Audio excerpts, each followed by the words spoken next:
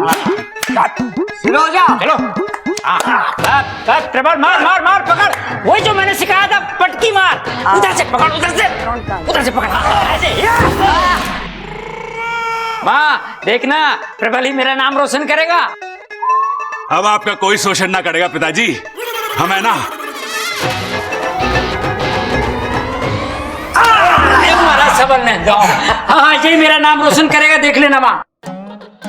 अरे खड़क, अभी तो तू प्रबल को बोल रहा था और अभी सबल को। अरे माँ, क्या फर्क पड़ता है? जो जीतेगा वो मेरे साथ खड़ा होगा, और जो हारेगा वो? अरे माँ, उसके साथ मैं खड़ा होऊंगा, उसको अकेला ना छोड़ूंगा मैं। अच्छा मेरे लाल। Zig zig. चलो भाई, शुरू हो जाओ। चलो शुरू हो जाओ। हाँ हाँ हाँ, चल पकड़ पकड़ पकड़, गिरा गिरा गिरा। अरे प्रबल दिखा दे अपना जलवा, पटक दे जलवा। लो पिताजी, अब तैयार करवा लो हलवा। अरे पिताजी जलवा कह रहे, हलवा नहीं। कभी तो ठीक से सुना करो। अरे तू सुन ले, मैं तो हलवे में ही खुश हूँ। चल चल चल, शुरू हो जा, बहुत हो गई बातें। चल शुरू कर, शुरू कर। हमारे घर में एक इच्छाधारी नागिन है और दादी जी को पूरा यकीन है कि वो तुम हो।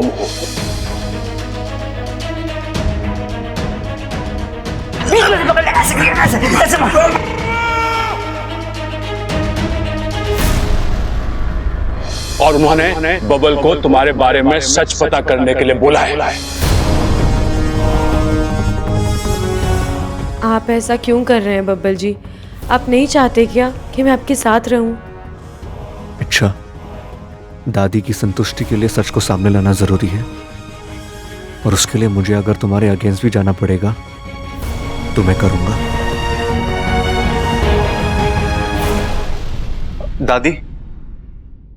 दादी मेरा एक दोस्त अमेरिका जा रहा है, तो इजाजत चाहिए थी आपसे मुझे।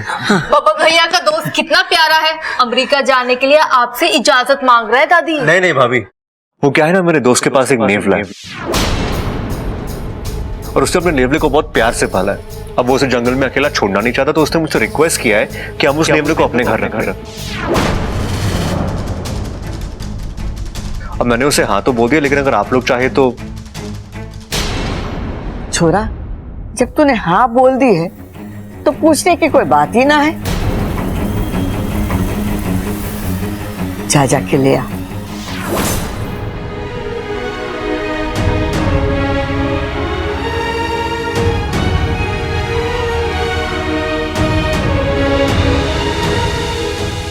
मैं जानती हूँ बब्बल जी, वो नेवला आपके दोस्त का नहीं बल्कि आपकी मुझे पकड़ने की एक तरकीब का हिस्सा है। हे नागुमी देव, मैं क्या बब्बल जी की इतनी बड़ी दुश्मन बन गई हूँ?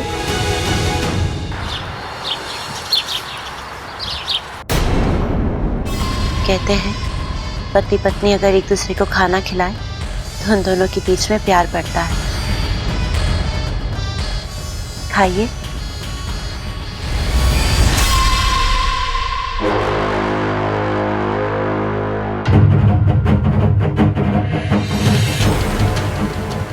आज तो शेरी ने कमाल कर दिया, जहर को शहद का नाम देकर पिला दिया।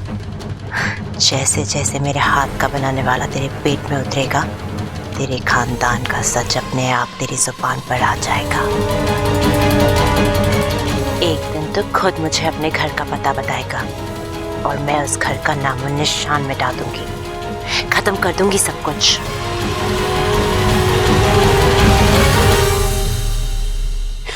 आपकी आंखें बोल रही हैं कि आपको मुझ पर यकीन नहीं है, पर इसमें आपकी कोई गलती नहीं है। मैंने जो बोया है वही मेरे हिस्से में आ रहा है, पर आज नहीं तो कल मैं आपको अपने प्यार के यकीन दिलाकर ही रहूंगी।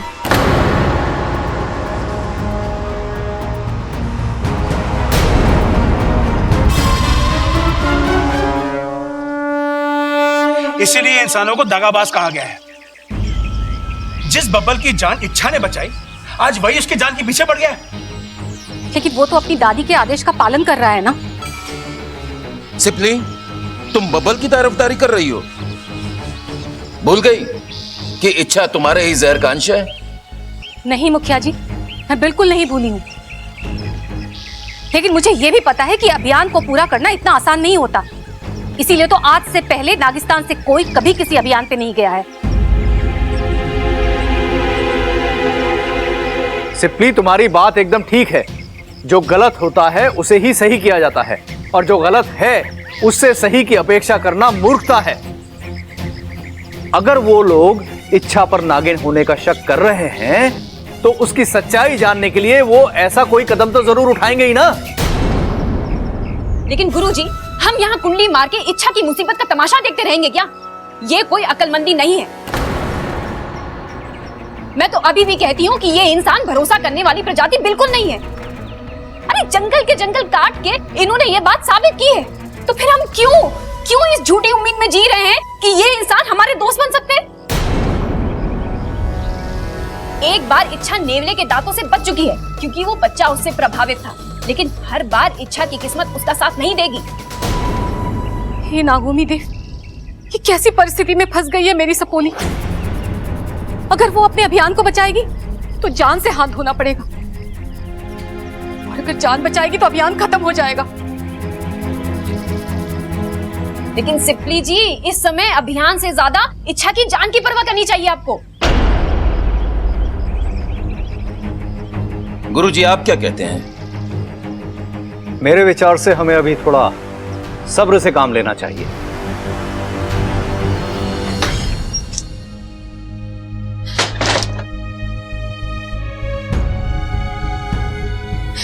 इच्छा, गलती की है तो सजा तो मिलनी ही थी ना। एक नागिन होकर इंसान से प्यार कर लिया। पाकिस्तान से निकलते वक्त मेरी सहेलियों ने कहा था तुझे कि अपने अभियान से दिल लगाना। तूने तो इंसान से दिल लगा लिया, और उस इंसान ने तुझे समझाया भी कि एक सांप और इंसान के बीच कभी कोई रिश्ता नहीं हो सकता। घोड़ा जैसे घास से कभी दोस्ती नहीं करता, वैसे इंसान और नागिनों के बीच कभी कोई दोस्ती नहीं हो सकती। किसी की कोई गलती नहीं है। तेरा दर्द तेरा ही पैदा किया हुआ इच्छा, तो तकलीफ भी तुझे ही होगी ना। इच्छा, मुखिया जी का संदेश आया, तुम्हें अभी कभी नागिस्तान जाना पड़ेगा।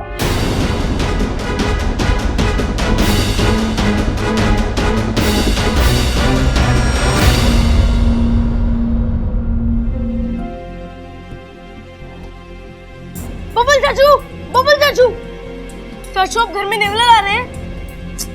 अरे चाचू, आप घर में नेवला ला रहे हैं क्या?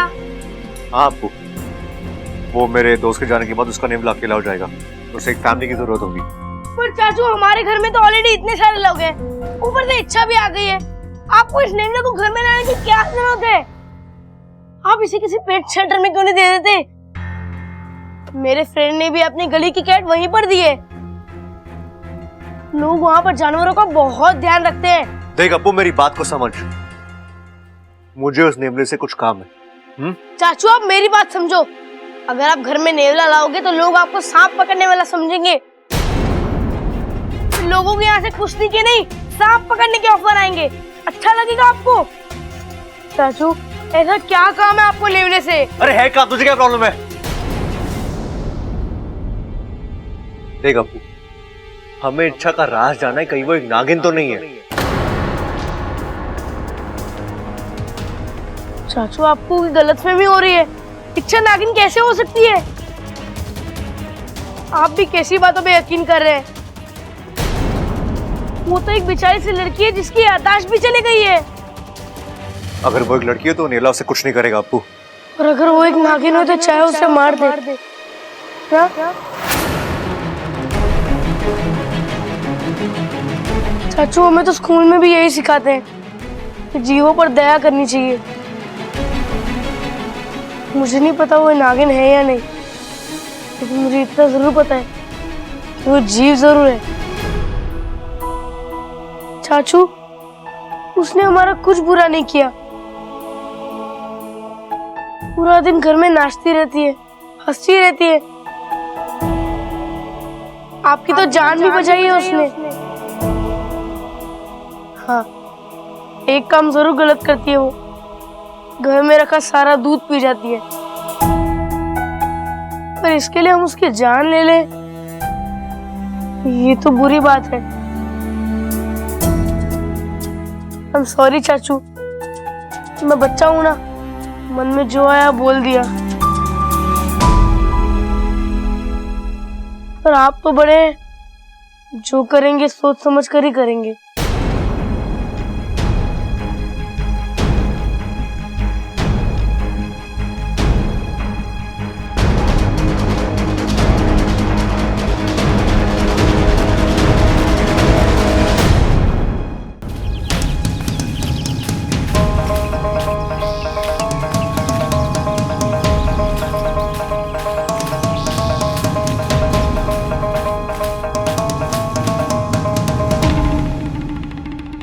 ओम नमो तक्षक कुलाय सर्पे स्तंभने कुरु कुरु स्वाहा।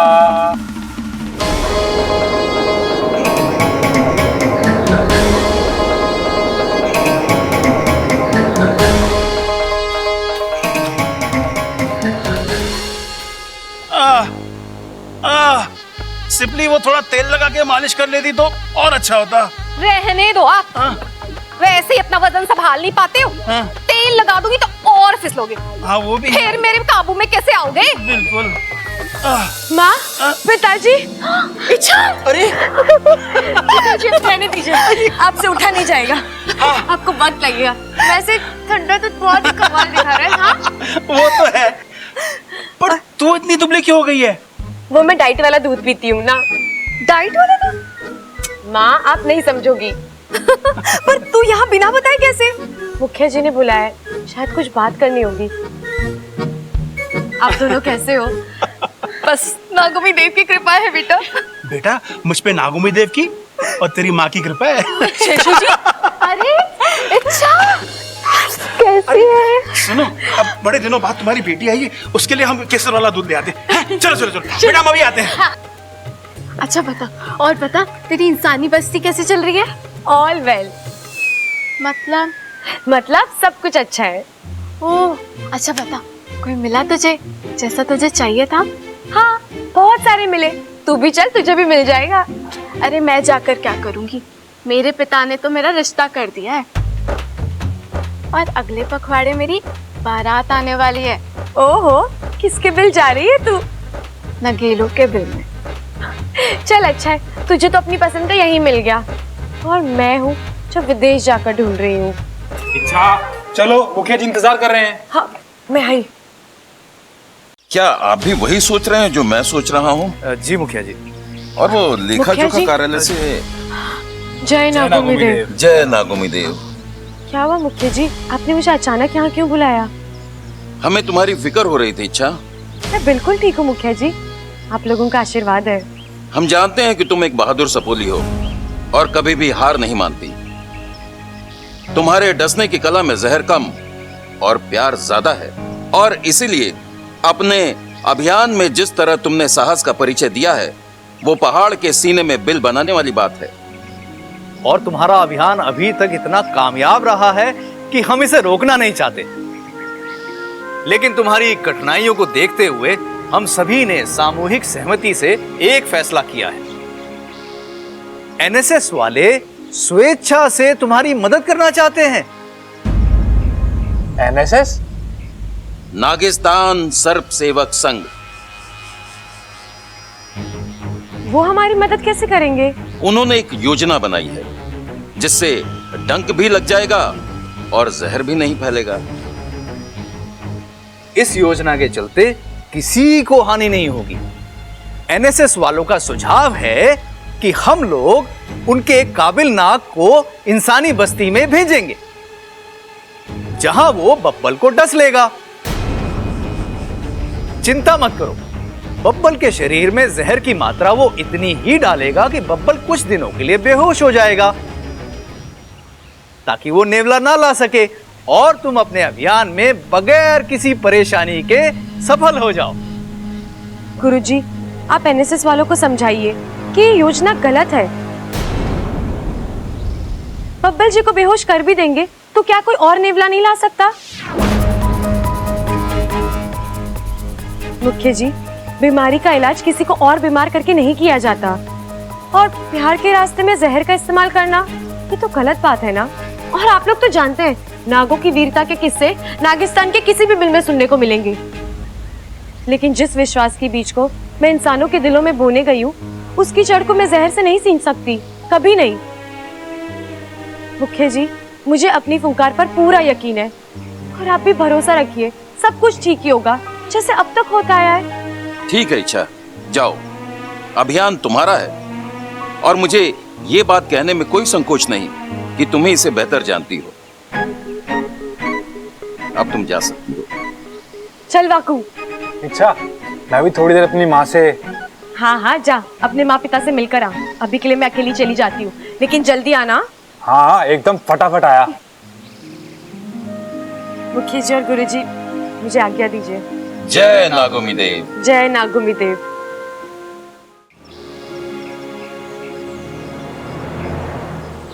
मुझे कैसे भी करके जल्दी से इस समस्या को दूर करना होगा। बब्बल जी को यकीन दिलाना होगा मैं इच्छाधारी नागिन नहीं हूँ। अगर वो नेवले को लेकर आ गए तो बहुत गड़बड़ी हो जाएगी, और अगर मुझे कुछ हो गया तो मुखिया जी बब्बल जी को।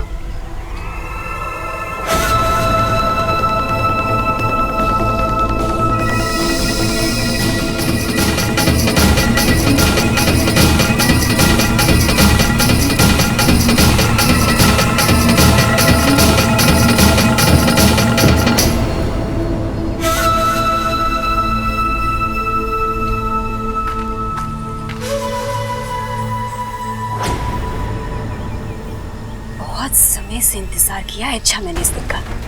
अब इंसानी बस्ती में प्यार की झनकार नहीं बल्कि नागों की फनकार गूंजेगी। मैं तुम्हें जकड़ना के शिकंजे में ऐसे जकड़ूंगी ना कि तुम मेरे रास्ते पर अपना फन उठाने की जुर्रत भी नहीं करोगे।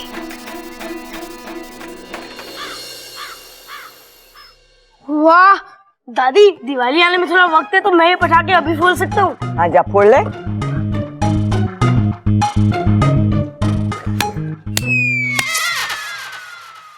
दादी, मेरे को लगता है पटाखा खराब है, फूट ना रही हो। तारी तो पूरी की पूरी अक्कल फूटी हुई है, पटाखा ना फूटने का दुख हो रहा है तुझे। अरे ये प्याज ना है, पटाखा है, आज जलाने से फटता है। चुप कर। अरे दादी देखो, मैं पंडित जी को लाया। नमस्ते। नमस्ते।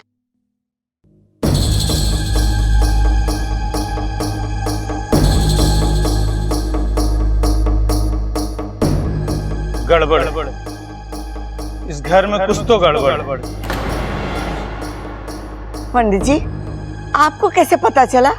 अरे दादी मैं बताना भूल गया, ये है मशहूर जोशी श्याम बाबा। अच्छा। बाबा जी, मेरे अंदर बहुत ताकत है, लेकिन समझ में नहीं आ रहा इस ताकत का इस्तेमाल कैसे करूं। बेटा तू घी बहुत खाता है, मगर ताकत के नाम पे कुछ ना है।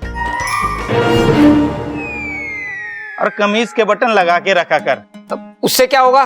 तेज हवा में उड़ने से बचा रहेगा। बाबा जी मेरी याददाश्त के बारे में भी कुछ करो बाबा जी, मैं हर वक्त भूल जाता हूँ। बेटा तू वक्त ही नहीं सब कुछ भूल जाता है। इसका एक ही उपाय है। क्या बाबा जी? ऊपर वाले पे विश्वास। लेकिन ऊपर तो कुछ नहीं बाबा जी, सब खाली पड़ा है। वो तो दिख ही रहा है। माता जी, आपको देख के लगता है कुछ सालों से जो आपके दिल में मलाल था वो हाल फिलहाल में ही दूर हुआ है। ये सब मेरी वजह से नहीं, उसकी वजह से हुआ है।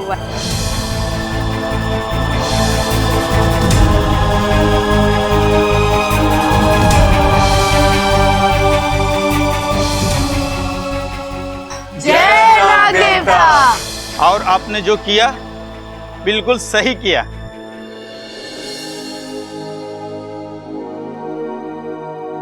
पंडित जी, आप हमारा बबल का हाथ देख के बताइए ना कि इसके भाग्य में क्या लिखा है।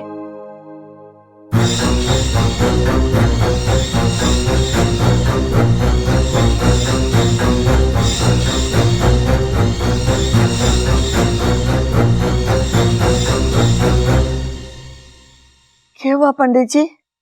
गड़बड़।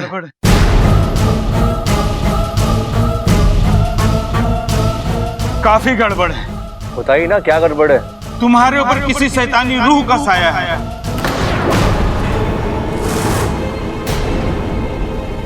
अगर उसे जल्दी दूर नहीं किया गया तो वो शैतानी रूह तुम्हें अपने साथ ले जा सकती है ऊपर।